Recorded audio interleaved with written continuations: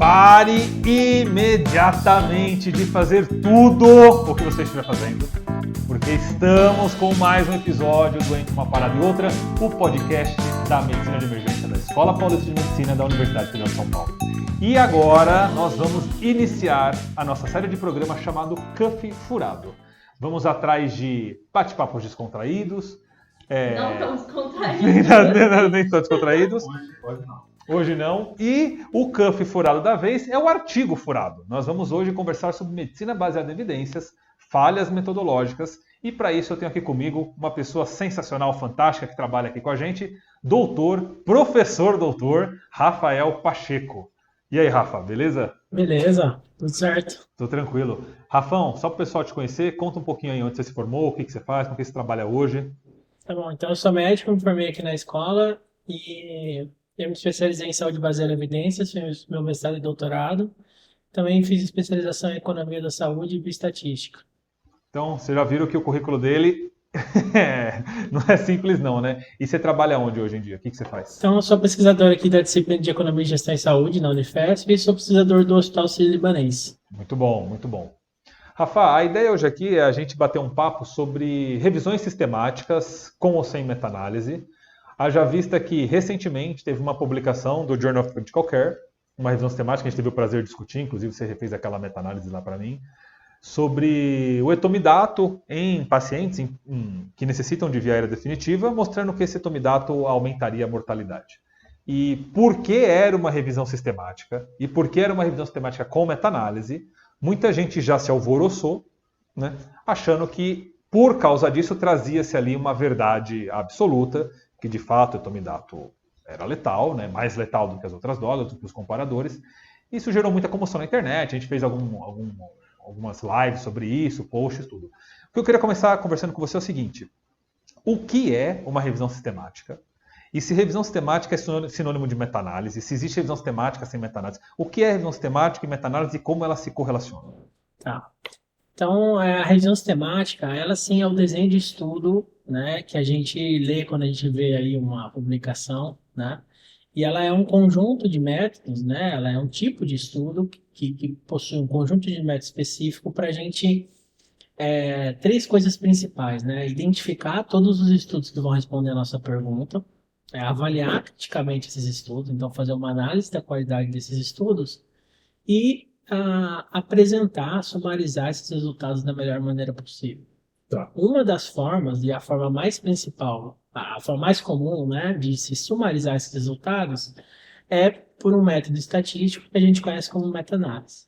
Então, a meta-análise é só um método estatístico para combinar efeitos de diversos estudos e geralmente a gente encontra ele dentro de uma revisão sistemática. Tá. Então, a revisão sistemática ela pode ter sínteses qualitativas, que não envolvem essas combinações matemáticas, e pode ter uma quantitativa, por exemplo, que seria a meta-análise. O termo mais usado hoje em dia são sínteses narrativas. Narrativas. Para a gente não confundir com desfechos qualitativos. Perfeito. A gente tem sínteses narrativas que você vai estruturar e apresentar os resultados de cada estudo, né?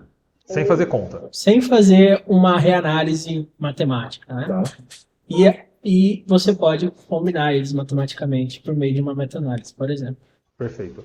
E você falou que a revisão sistemática ela pressupõe pesquisar a literatura inteira mediante uma pergunta prévia para daí se chegar a algumas conclusões. Quais seriam os principais passos, os pilares que fazem olhar aquela meta-análise? Caramba, revisão sistemática. É uma revisão sistemática que seguir os passos, que tem a metodologia adequada. O que tem que ter uma revisão sistemática para eu considerá-la, no mínimo, decente? Bom, então assim, a gente tem alguns guias, né, metodológicos para a construção de uma revisão sistemática.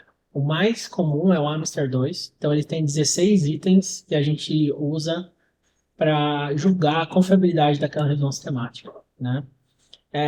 De maneira geral, os itens principais é você fazer uma busca, definir bem a sua pergunta, né, isso é essencial em todos os estudos, mas você tem que desenhar uma estratégia de busca que seja ampla e sensível, tá?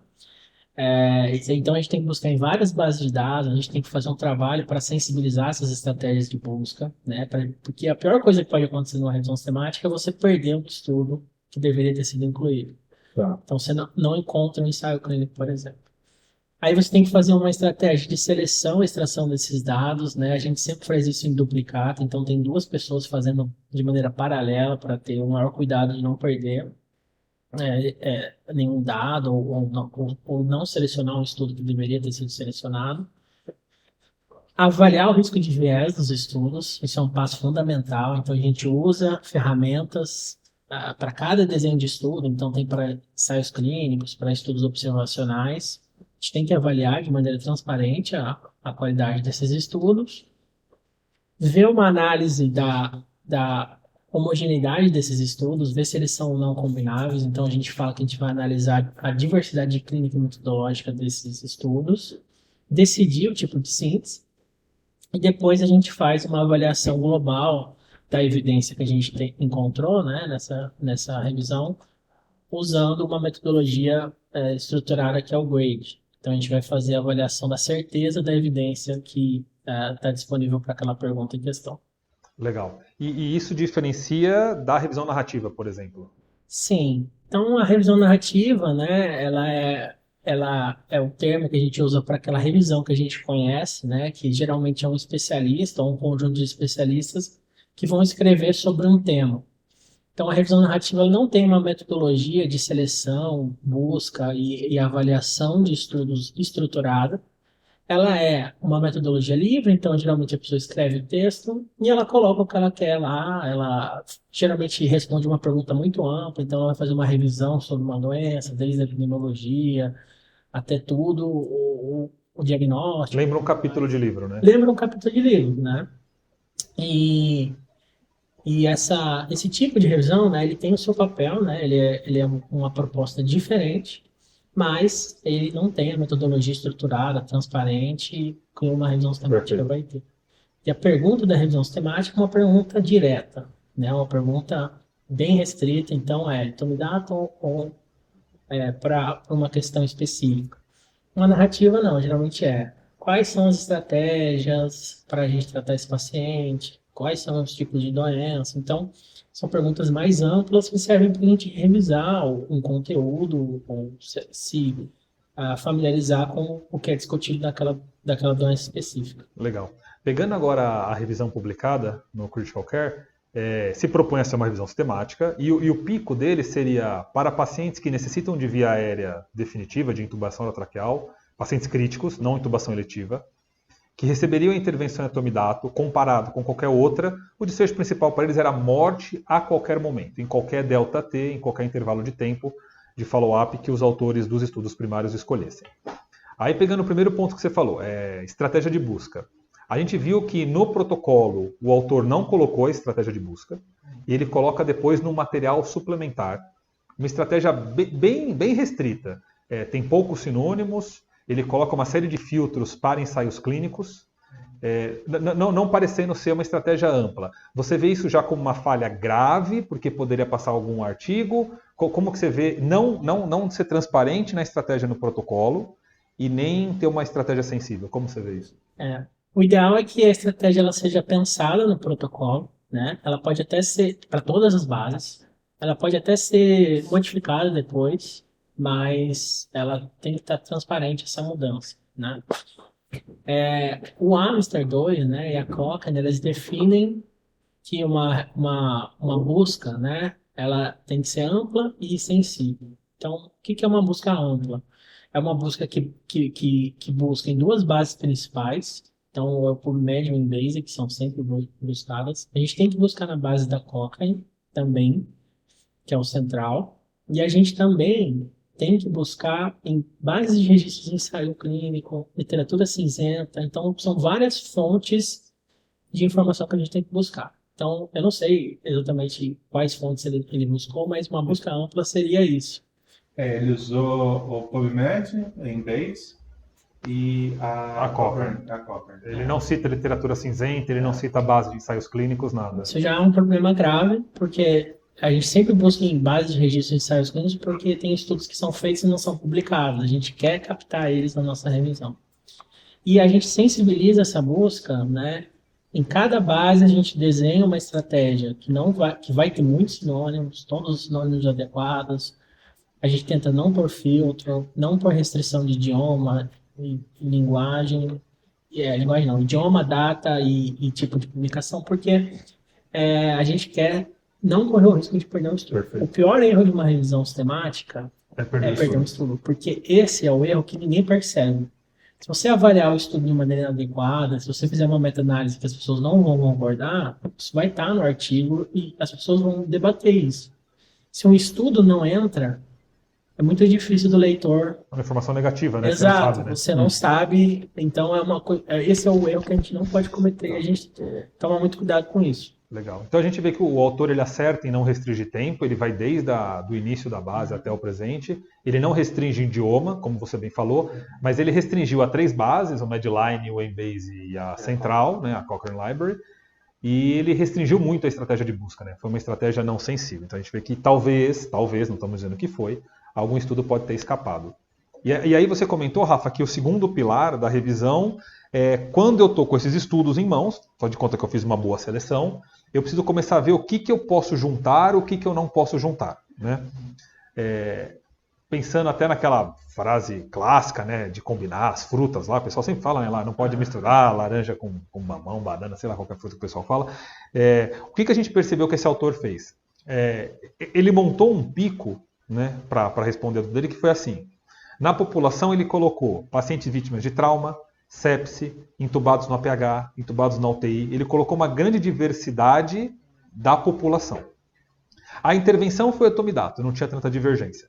Os comparadores, ele juntou ketamina, tiopental, uma série de comparadores diferentes. E o desfecho, ele colocou a morte com uma semana, com um mês. Não importa o T do intervalo de tempo. Tudo na mesma síntese. Você vê isso como algo saudável que eu posso fazer e depois eu vou desmembrando? Ou você acha que seria interessante ele já separar comparadores, separar populações? Como que funciona o raciocínio de quem monta a síntese? Então, assim, essa é uma pergunta complexa, né? A gente tem vários comparadores e comparadores ativos, né? São outras intervenções, a gente não vai comparar com placebo aqui, né? E a gente tem uma grande heterogeneidade nessa seleção do time point do desfecho, né? Uhum. O que a gente tem que fazer nesse caso, né? Eu não vou questionar a combinação que ele fez, né? Mas a gente tem que planejar quais comparações a gente vai fazer e planejar como a gente vai lidar com esses subgrupos de pacientes que vão ter essas diferentes comparadores. Uhum. Então, o ideal é a gente estruturar a comparação par a par, né? Fazer uma análise separada dessas comparações, isso está definido no protocolo, porque são muitas coisas. Então, só para dar um exemplo, por exemplo, como ele é um especialista na área, ele fala assim, bom, tem pessoas que vão entubar com midazolam, tem pessoas que vão entubar com ketamina, então ele poderia previamente já prever isso e falar assim, eu vou fazer uma análise comparando etomidato com ketamina, separada da análise comparando etomidato com midazolam, por exemplo. Definir essas comparações, várias comparações, e aí no final, né, ele pode até, primeiro, né, apresentar essas comparações individualizadas, né, e se ele achar prudente, ou se ele entender que a ideia é ter uma percepção global do efeito, ele pode até combinar isso. Tá. Mas ele apresenta essa meta-análise combinada com as meta-análises para cada comparação, né? Tá. Ele fez isso no suplemento. No material suplementar, ele apresentou as separadas. Mas ele escolheu colocar no texto a ser publicado com todos os artigos juntos.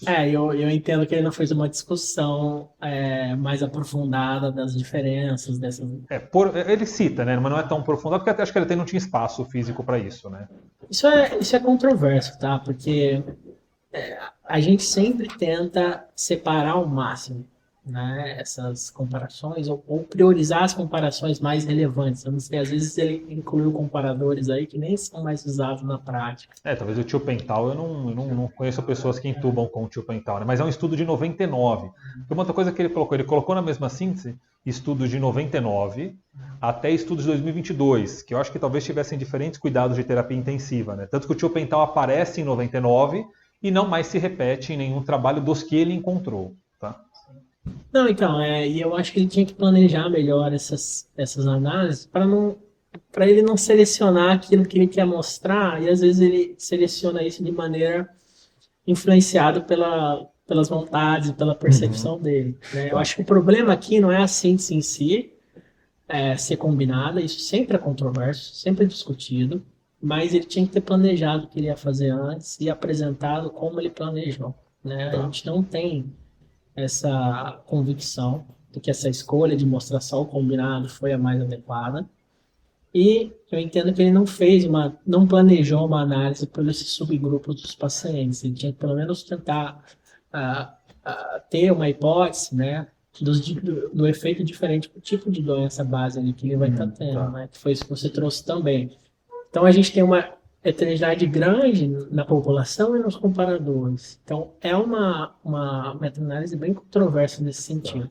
E comenta um pouquinho, Rafa, sobre a heterogeneidade no tempo de follow-up para o desfecho morte. Por exemplo, tem estudos que falaram assim, morte na UTI, e não falaram o tempo. Tem estudos que falaram morte intra-hospitalar, também não falaram o tempo. E quando falaram o tempo, tem 20 dias, 30 dias, 24 horas e 7 dias. Ou seja, eu estou com mortalidade precoces, um short term, né, de follow-up, algumas tardias e algumas elas estão determinadas pelo tempo que o paciente ficou na instituição ou no setor ou não. Como que a gente raciocina isso? Pensando que o etomidato está sendo uma droga que está sendo usado em dose única para intubação, né? Eu não sei se biologicamente falando eu poderia esperar um efeito dele causando morte a tão longo... Como é que eu raciocino isso?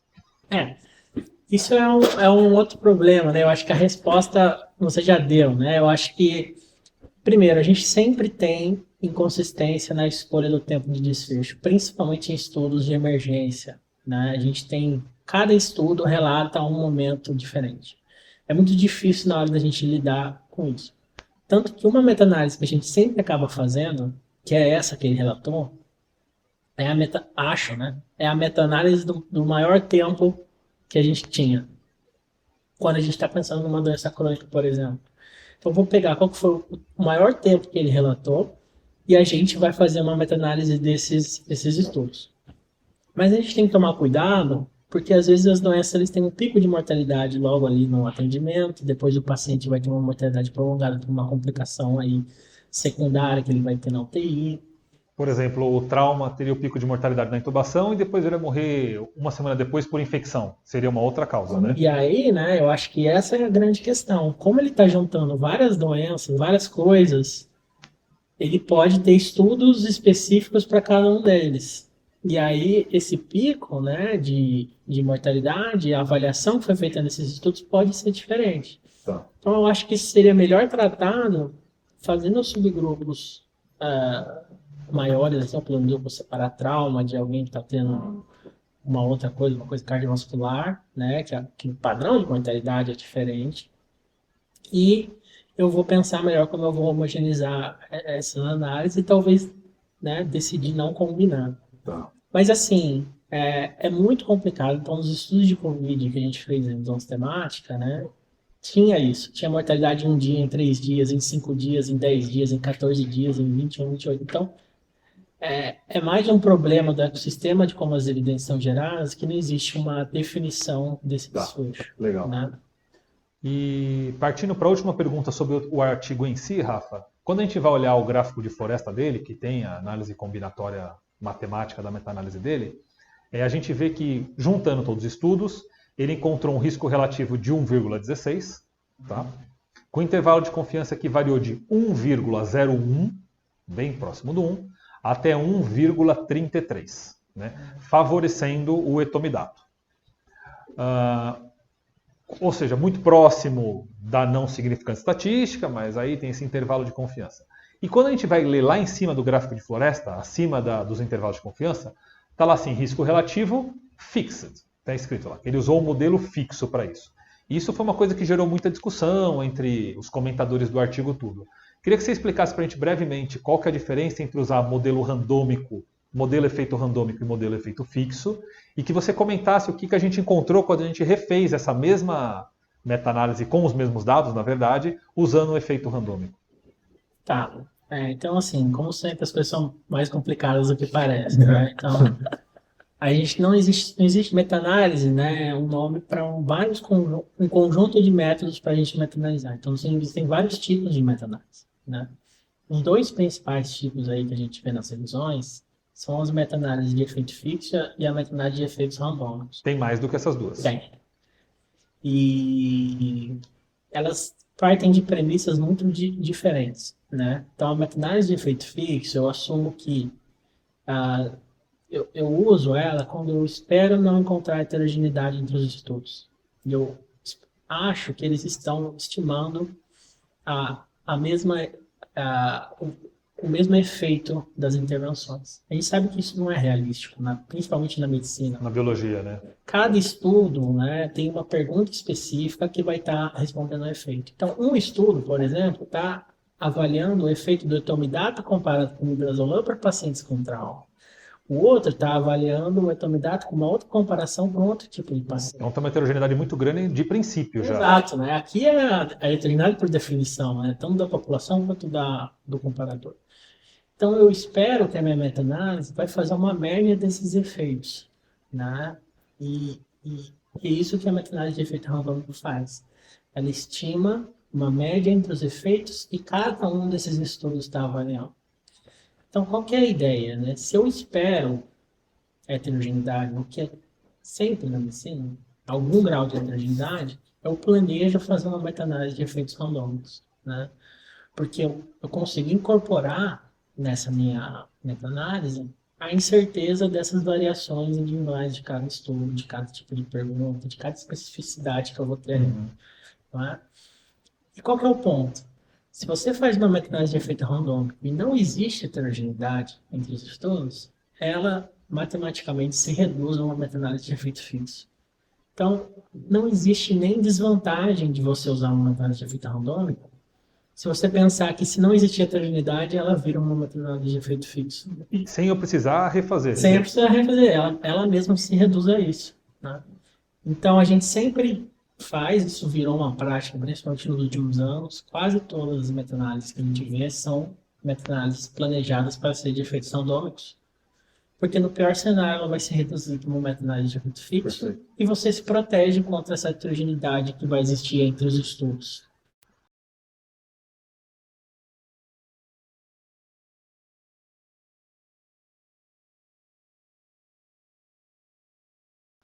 Ele faz um comentário no método do artigo, porém isso não consta no protocolo, que ele faz assim, ele olhou a heterogeneidade dessa análise combinatória, e caso ela não fosse substancial, caso fosse, ele faria efeito randômico, caso não fosse, faria efeito fixo, ou seja, ele fez um raciocínio diferente do seu. Você falou assim, se eu prevejo a heterogeneidade, que na medicina é quase certo, eu uso efeito randômico. Ele falou assim, não, eu vou primeiro ver se existe heterogeneidade, e depois eu decido qual modelo eu faço. Como é que você vê isso?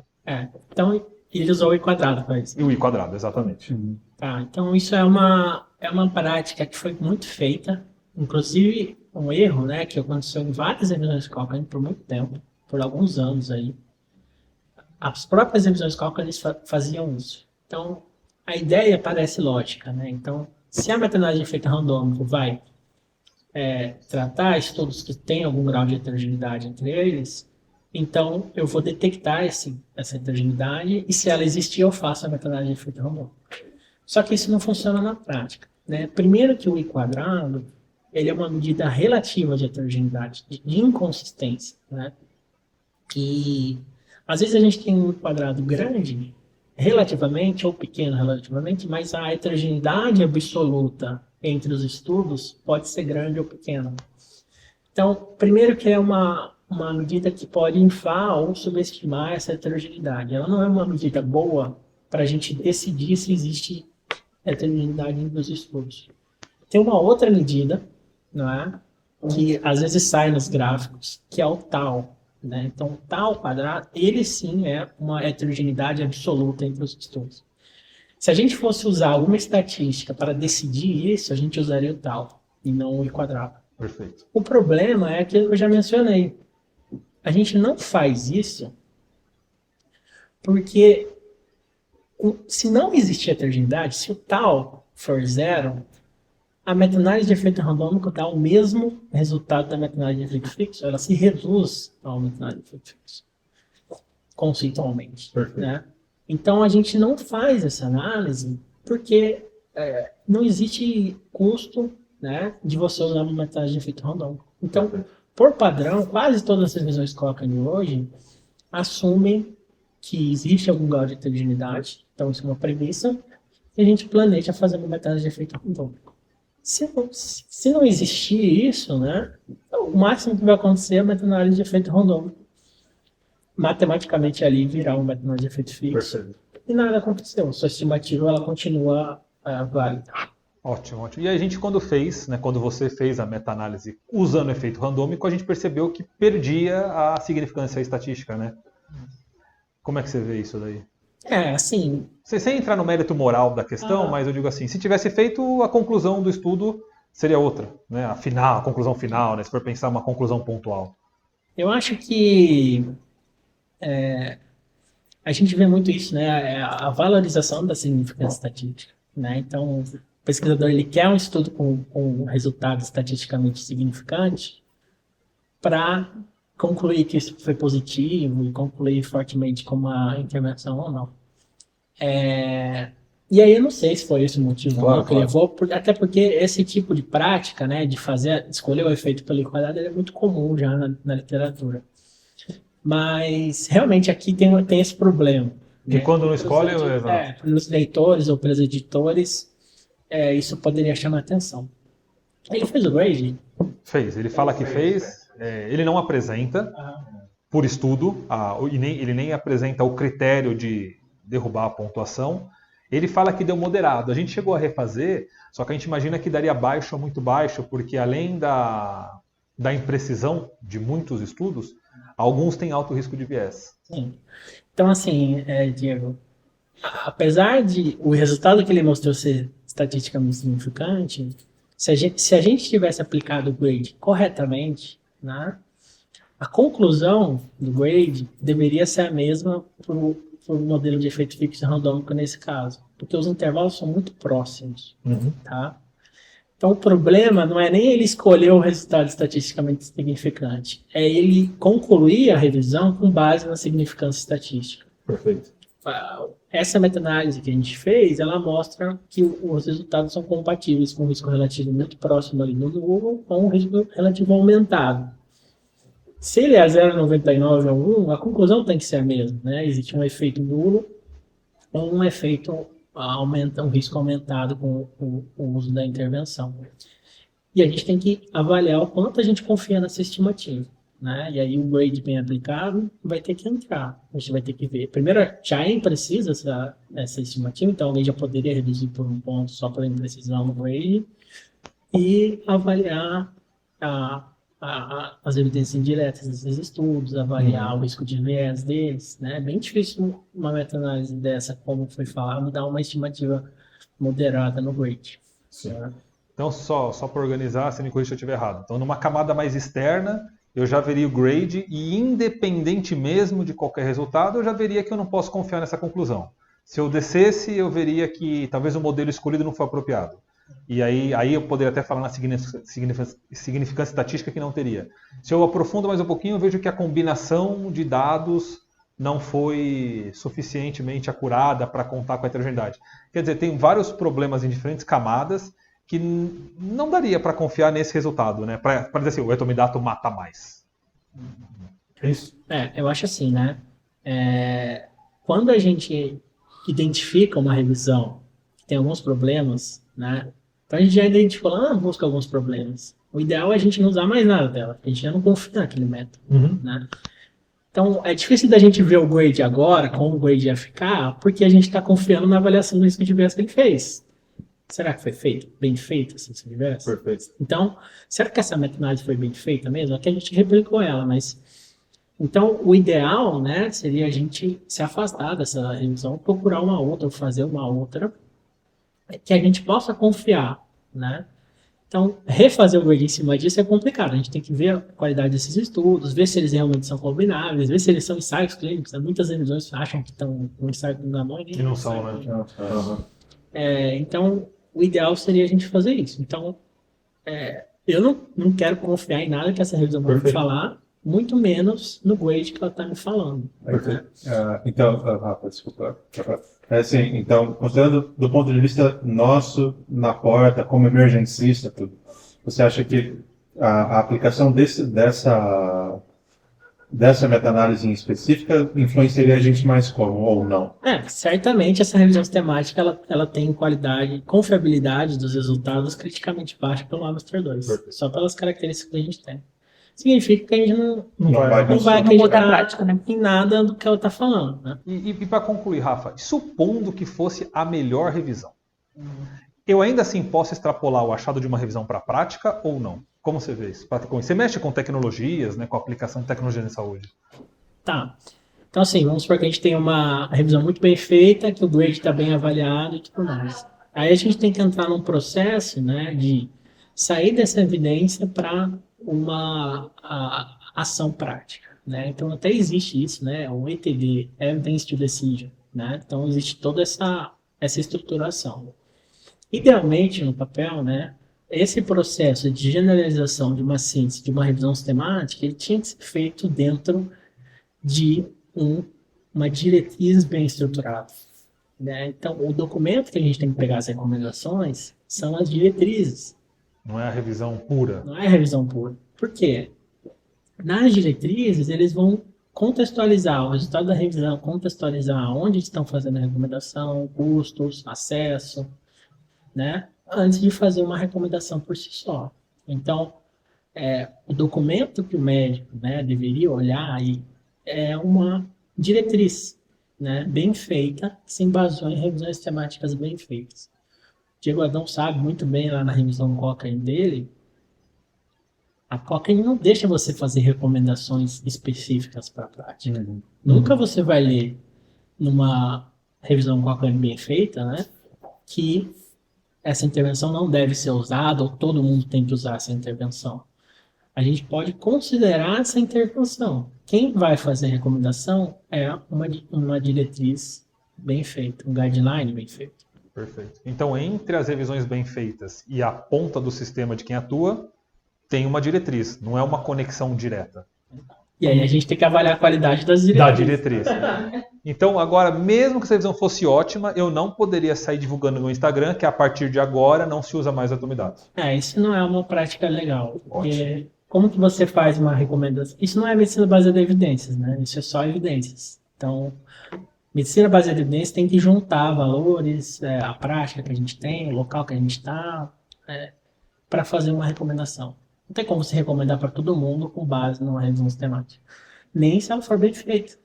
Tem vários casos aí de a gente tem evidência robusta, evidência que vem de uma revisão boa, e que a gente não consegue implementar. A diretriz faz uma recomendação fraca, faz uma recomendação opcional, porque não está no nosso cenário. Legal. Mandinha, alguma coisa a mais?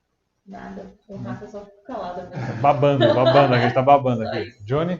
Não. Acho que muito obrigado, Rafa. Acho que é importante, especialmente essa parte no final, a gente contextualizar isso dentro da prática. Mesmo. Muito legal. Rafael, o pessoal quiser te encontra como? Você tem algum canal? Quer deixar algum contato?